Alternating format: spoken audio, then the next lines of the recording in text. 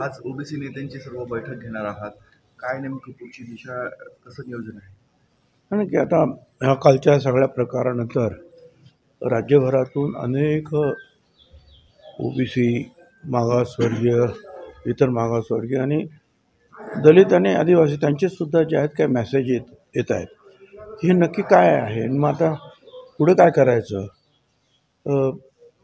काही प्रमाणामध्ये ओबीसी समाजामध्ये मोठ्या प्रमाणात चिंता किंवा घबराट निर्माण झालेली आहे किंवा आता आमचं आरक्षण आता संपलं आहे, आता आम्ही पुढे काय, आता आमच्या म्हणजे मग शिक्षणाच्यामध्ये प्रवेश असेल तर काय, किंवा नोकरीमध्ये प्रवेश असेल तर काय, किंवा इतर ठिकाणी ज्या काही गोष्टी ओबीसीला मिळतात त्याच्यामध्ये आता हे सगळे वाटेकरी होणार.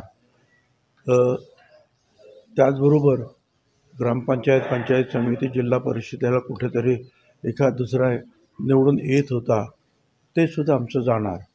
म्हणजे ओबीसी संपल्यासारखं आहे अशी एक भावना निश्चितपणे ओबीसीमध्ये निर्माण झालेली आहे आणि ती काय अगदीच चुकीची आहे असं मला काही वाटत नाही. आहे निश्चितपणे ही भावना, त्याच्यामध्ये काही तथ्य जरूर आहे.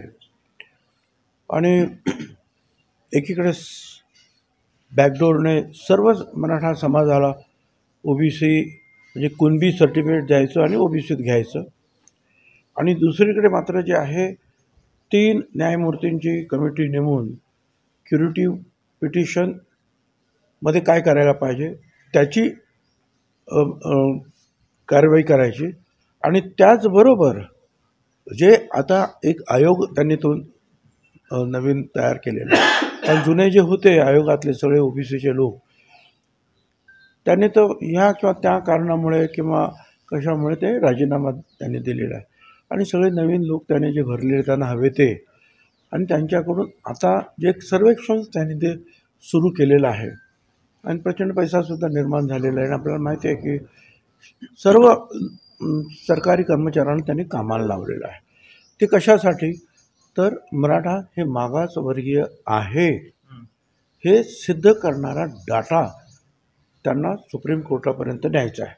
कारण मागच्या वेळेला गायकवाड आयोगाने जे काही दिलं होतं मराठा समाजाला वेगळं आरक्षण हायकोर्टानं, ते सुप्रीम कोर्टानं की हा समाज जो आहे हा मागास नाही, हा आर्थिक कुठल्याच दृष्टीनं मागास नाही, हे गायकवाड कमिशनच्या त्यांचा जो रिपोर्ट होता त्याच्यावरूनच त्यांनी त्याच्यावर बोट ठेवलं. की तुम्ही तर सांगता की एवढे साखर कारखाने यांच्यात, एवढे मंत्री यांचे, मुख्यमंत्री एवढे दूध संस्था आणि बँका वगैरे, मग मग जिल्हा परिषद, पंचायत समिती मेंबर, मग हे मागास कसे, असा शेरा जो आहे हा सुप्रीम कोर्टाने त्याच्यावर मारला आणि ते सगळं नाकारलं.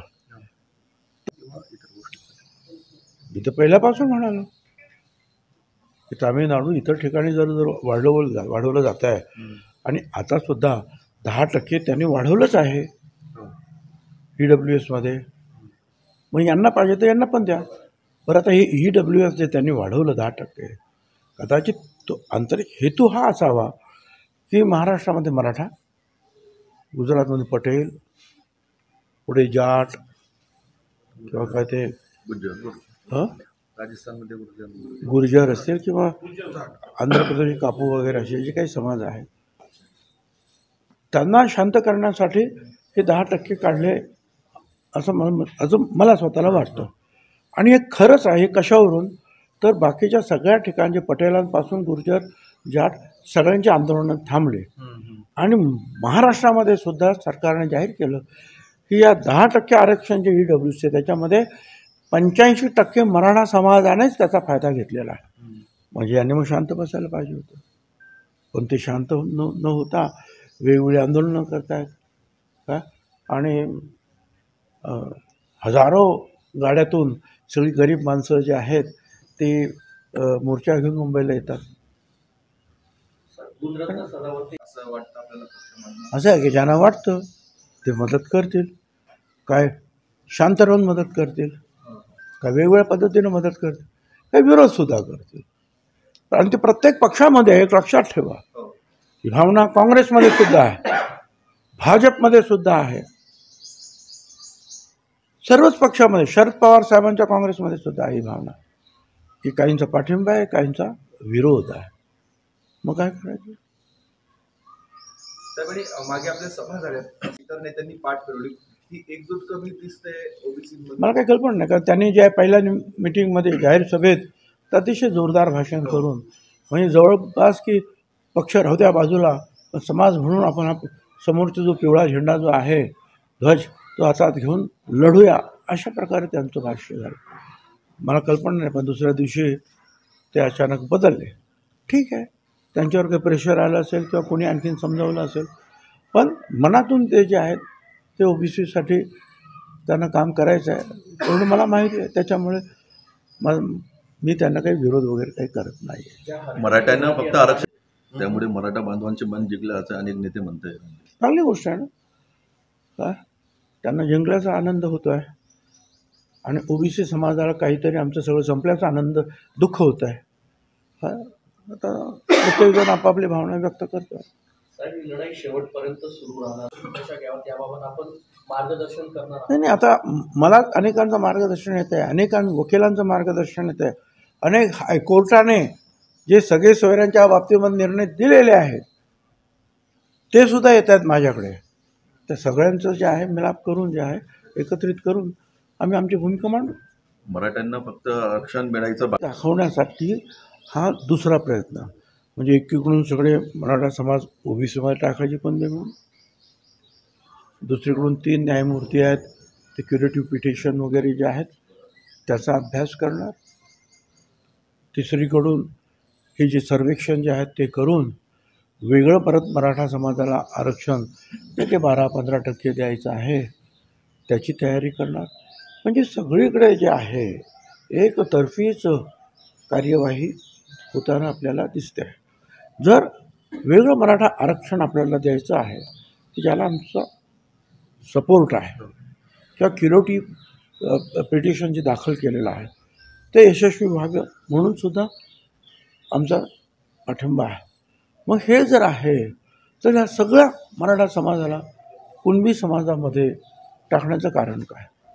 आणि मग परत त्यांचे सगळे सोयरे अमुक तमुक ह्या सगळ्यांना नुसतं साधं शपथपत्र दिलं, ते पण 100 रुपयाचं ॲफिडेविट द्या, स्टॅम्प पेपरवर पणची गरज नाही, हे सगळं करण्याची गरज काय? किंवा मग हे जर केलं आहे तर मग ते करण्याची गरज काय? तसं सगळ्याच बाजूने जे आहे हा संभ्रम आहे. म्हणजे मुख्यमंत्री बोलतात, मी ऐकतो, परंतु मनाचं समाधान होत नाही आहे. तुम्ही असं केलं असं की ठीक आहे आपल्याला वेगळंच आरक्षण द्यायचंच आहे, काम सुरू केलं, आम्ही काही म्हणत नाही तिथे, किंवा क्युरेटिव्ह पिटिशन आम्ही काही म्हणत नाही. सगळ्याचे सगळे जे आहेत कुणबी तुम्ही 54 लाख नोंदी सापडल्या आणि त्याचे सगळे आता जे सगळे सोयरे, मग बाकीचं हा उपद्रव करता कशाला? परत शिंदे कमिटी जी आहे ही त्यांचा मुदत संपली, काम संपलं त्यांचं, चालू ठेवा कशाला?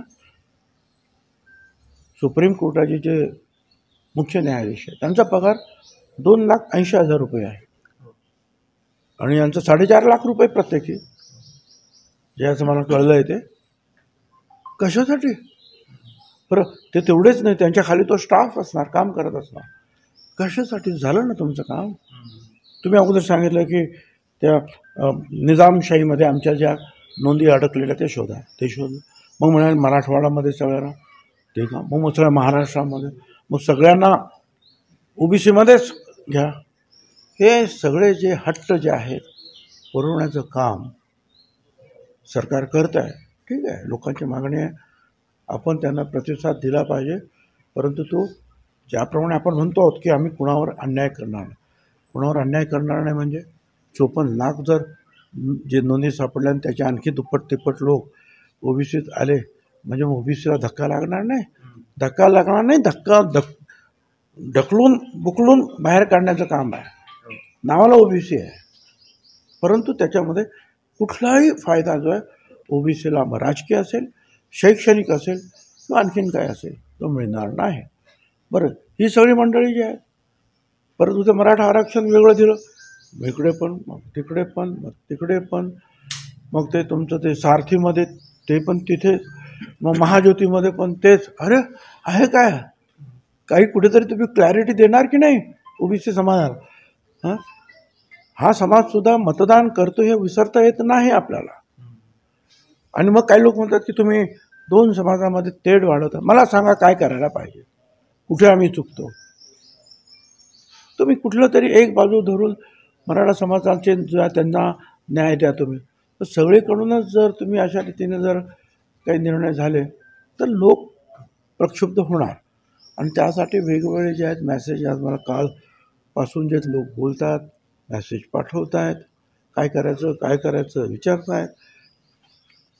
आता त्यासाठी जे आहे नक्की काय परिस्थिती राहील, त्यासाठी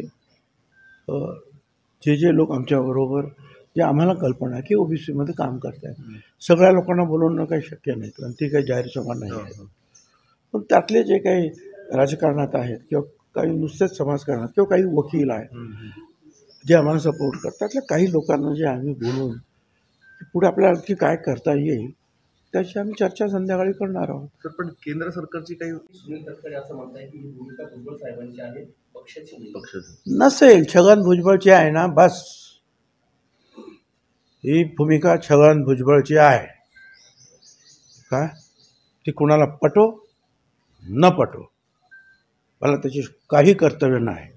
35 वर्ष मी या ओबीसीसाठी लढतो, यापुढे सुद्धा लढणार. बाकी ते सगळे प्रमुख मंडळ आहेत, त्यांनी निर्णय घ्यावा. मला त्याच्याबद्दल काही दुःख वाटण्याचं कारण नाही. प्रफुल्ल पटेल म्हणा किंवा इतर ते ॲडव्होकेट हा, ते करणं ज्यांना, आपल्या बैठकीला आज येणार आहेत का, काही चर्चा झाली? मला काही कल्पना नाही आहे. काय मी आता ओपनली सगळ्यांना आवाहन केलेलं आहे, सगळ्यांना ते करणं. मला नाशिकमध्ये सुद्धा काल काम होतं, काही कॉलेजचं काम होतं, त्यामुळे ते सगळं घाईघाईने आपण बोलवलेलं आहे. जे येतील, काय काही लोक स्वतःहून काम करत असतात स्वतंत्रपणे, काही लोक पक्षात राहून काम करतात, काही लोक लिखाणाचं काम करतात, काही वकील मार्गदर्शन करतात, काही वेगवेगळ्या सभांमधून मार्गदर्शन होतं. ज्यांना जे जे काही सुचेल ते त्यांनी करावं. इथे आम्ही केवळ एका जातीसाठी लढत नाही आहोत, केवळ मराठा समाज ही एका जातीसाठी आमची लढाई नाही. आमची लढाई 374 जातींसाठी आहे. मग त्याच्यामध्ये भटक्या विमुक्त आले, ते नंदी बैलवाले आले, ते आणखीन जे काही ते मर्याईवाले असतात, सापवाले, गारुडी, अमुक तमुक, अनेक लहान, तिथून भटक्या विमुक्त जे आहेत सगळे, ते सगळे आहेत. त्याच्यामध्ये मोठे समाजसुद्धा आहेत, जसे धनगर आहेत, माळे आहेत, वंजारी आहेत, तेली आहेत, मूळ कुणबी आहेत, मग सुतार, लोहार, अमुक तमुक, 12 बलुतेदार, अलुतेदार, असे 374 जातींचं नुकसान होऊ नये म्हणून आमचा हा सगळा प्रयत्न आहे. आरक्षणाचे राज ठाकरेंनी केलंय, काय नेमकं ट्विट? मला काय माहिती, मला माहिती नाही त्यांनी काय विचारलं काय नाही आणि त्याचं उत्तर काय तेही मला माहीत नाही. मी माझं काय आहे ते मला विचारा ना तुम्ही. धन्यवाद सगळ्यांना.